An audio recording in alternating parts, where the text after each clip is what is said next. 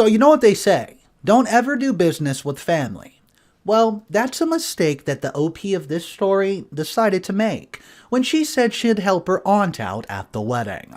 I hope you guys are having a great day. Let's get right into it. Although it's an unspoken thing, some people do not get that when doing business with family, it's important to be professional and respectful. I mean, I do appreciate it when family members hire me for occasions, but it always works best when I render my services just like I would any other client, while my family is also punctual and respectful of my business. My aunt, who's 45, hired me for her wedding a couple weeks ago, but did not seem to understand that we sign a contract, as well as an invoice, so we had an agreement about what was going to happen at the wedding. I even neglected my professionalism to accommodate her bridesmaids' tardiness and lack of compliance. All of these would have been enough for me to not sign a client contract, if I've had known that they would not be following through with their end of the deal. But because it was family, I was forced to break my own rules. But all of that was not enough for her. Even after I made sure that her wedding party were looking like goddesses, and on her wedding day, after all the challenges they threw my way, a few days after the wedding, my aunt started gossiping about me, giving my business a bad name, and saying that the makeup I've done for her was an amateur job, and that I do not adhere to proper hygiene.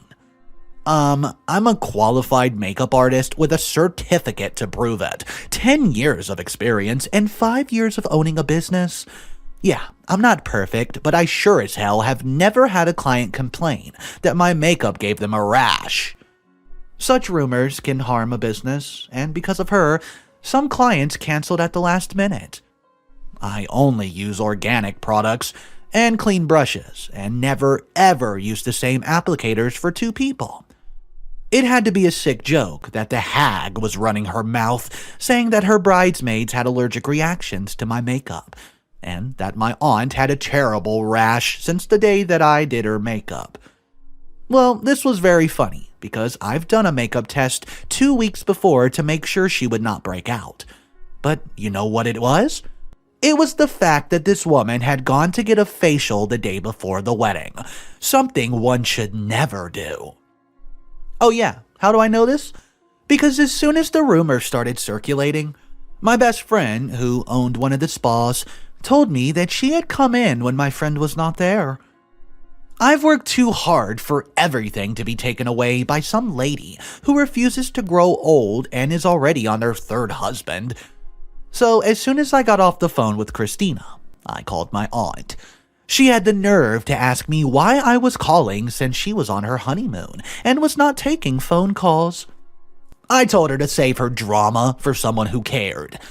I had been the only person willing to work with her after her bad reputation of being a bridezilla. It was not my fault that she could not hold on to a man, and everyone was tired of attending her weddings. She could do as she pleased with her life, but she had better shut up about my business. Some of us have to work and do not depend on multiple divorce settlements, so she had better check herself. I reminded her that her wedding was already trending because of the drama surrounding her fiancé's infidelity, so if she wanted to use my business as a scapegoat, she was going to regret it. She told me that since I was giving her such an attitude, then she was not going to pay me for the partner of the remaining balance. This was a slap on the face, since I've been defending her for the partners for days, after what her in-laws and families had done to the clothing of that stylist my business partner had acquired for them. I bet no one knew that all the pricey clothing they were wearing was rented, because she wanted to seem like she had more money than she had. I'd not believed the truth about her over the years, when people said that she acted like she had money when she was in fact broke. I told her to better pay that invoice or she's going to regret it. She's been warned, but she did not listen, which left me with no choice of action. After I hung up on the phone with her, I decided to go to her daughter, the one who had been with her when she was making the deal with me. She had co-signed of the invoice, so she was equally responsible for the outcome. Not only that, but she had come to the wedding with makeup that someone else has done on her, and had the nerve to tell me to subtract it from the bill. I was not going to do that.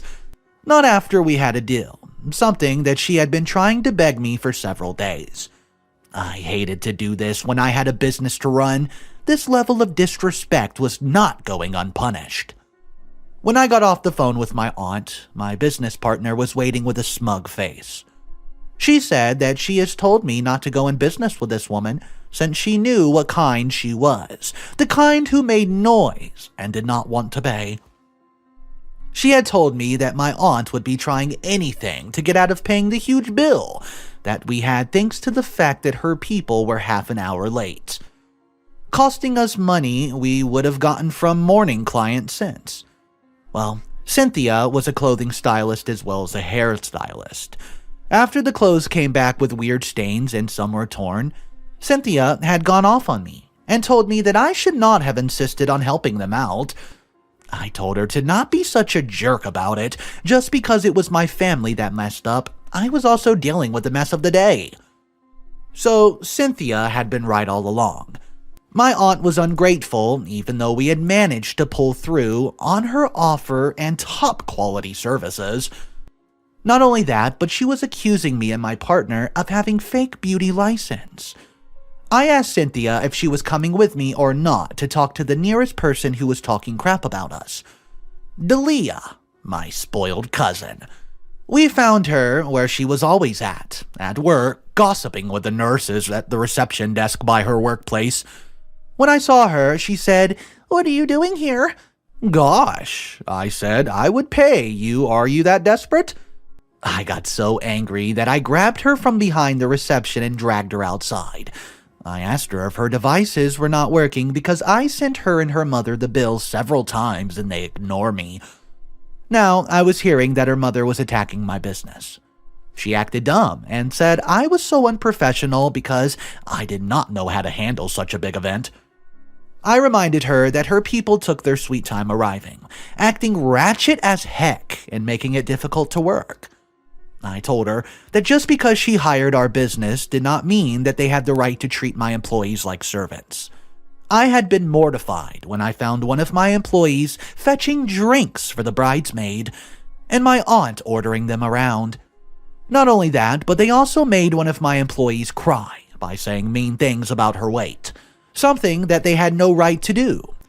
When I confronted them about it, they acted like it was no big deal, and that my employees were simply overreacting when she told me that she could not deal with it anymore.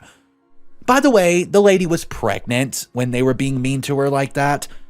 I told Delia that not only was she going to pay the entire invoice without the 10% discount that I granted them after my Aunt Silly went through my mom to get it, but they were also going to apologize to my employees for being unprofessional and treating them like their helpers. The thing was that my aunt and her daughter always acted like everyone was below them since they were so vain. Sure, I did not go to college and I did not have a rich husband or the biggest house, but at least all I had worked hard for. She started backchatting me, but Cynthia was not having any of it. She pulled her hair back and made sure that she was going to punch her. Then she started shouting at her in a mixture of Spanish and English. Cynthia is very tall and intimidating. I would not have liked to be on the receiving end of that one. I told Delia to do as I said, or I would show them just how much power I had. I was friends with some of the business owners in town. Just one call and no one would want to work with them. We left her there stuttering and crying as if we've done something. We've gone light on her, since she was family. Otherwise, she would have been slipped with a court order. Sure enough, she told her mother about it, which I knew she would do. Her mother called me and Cynthia over and over again, but we just let the phone ring. We tried to be nice and accommodating to them. I gave them a family discount against my better judgment, and never do that, and convinced Cynthia, who wanted nothing to do with them, to just help out. Seeing that she was not getting through to us, she went and started telling family members that I've beaten up her daughter for the money that I was charging her a crazy amount for, even though I ruined her wedding. Oh, really? I, a single makeup artist, was responsible for the fact that there was a shortage of food, that the sitting arrangements were crap, and that the night ended with people getting disgustingly drunk, such that she went on a honeymoon crying because her wedding was ruined. So, then I was bombarded with family members asking me why I was being such a jerk to her after the eventful wedding, and that I should at least give her another week to pay. Okay, I got that maybe I was very hard-headed and upset, but she was the one who shot herself in the foot by bashing my company and thinking that it was not going to come back to her. It was her nature to put down other people and not take responsibility for her own actions. It was pity that I was not willing to play dead and let her trample over me. I knew that they were all scared of her because she had a sharp tongue and was kind of respected in town. In fact, I respected her as well before she acted like a clown. Well, she was about to find out that I was also not to be messed with. So instead of making much noise, I decided to just sue her for breaking a contract. Cynthia and I were well within our legal rights to get the money that we worked hard for, and we were not going to get it back by fighting like street cats. Because of the payment dispute, I took great satisfaction knowing that my aunt had to cut her honeymoon short and return to deal with this mess. Otherwise, she would get a fine. She made sure to let it be known that she was confident that her husband's fancy lawyers would get her out of it, and that Cynthia and I would have to pay her instead for ruining her wedding. I wasn't afraid of her. Even though she claimed to have these big-shot lawyers, I knew that she was just a big old phony.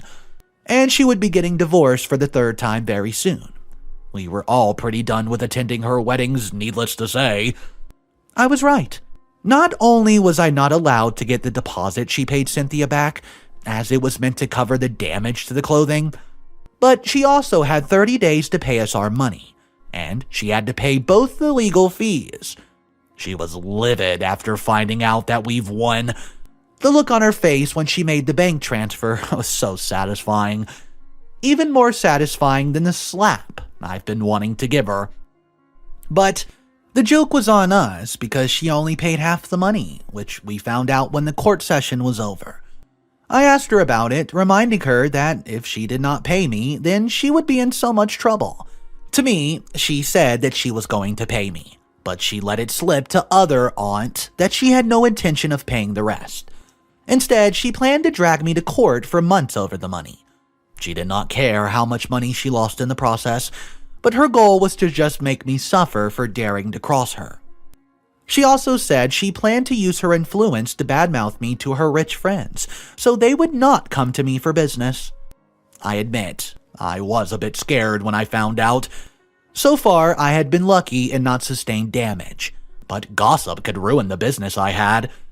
Even Cynthia was a bit wary about talking to her, but we had one last ace up our sleeve. The one thing we did not want to use. We did not blacklist clients and have them blacklisted by other businesses, no matter how bad the experience is, because of professionalism. So this was a bit shady move on our part, but my aunt left us with no choice. So I and Cynthia targeted the most exclusive business that we knew my aunt went to. We had enough connections to be credible sources when we told them every detail of the nightmare wedding, and worst of all, how our staff had been treated. We made sure that the word spread like wildfire through the grapevine that those two did not like to pay. Instead, they used dirty tactics to avoid paying. And do you know what was the icing on the cake? They had not yet paid their photographer, who was waiting on them before giving them the pictures.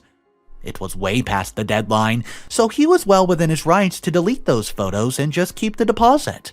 But they had been promising him money and not paying. I thought the situation with me and my aunt was personal, or had just turned ugly, but hearing that the photographer confided in me made me realize something that was starting to trickle through the grapevine. What if my aunt was broke? The more I found out about the debt she was leaving behind, the more convinced I was that she was broke and putting on a show to get away with it. Well, I do not know what the deal with her, but maybe she's just plain entitled.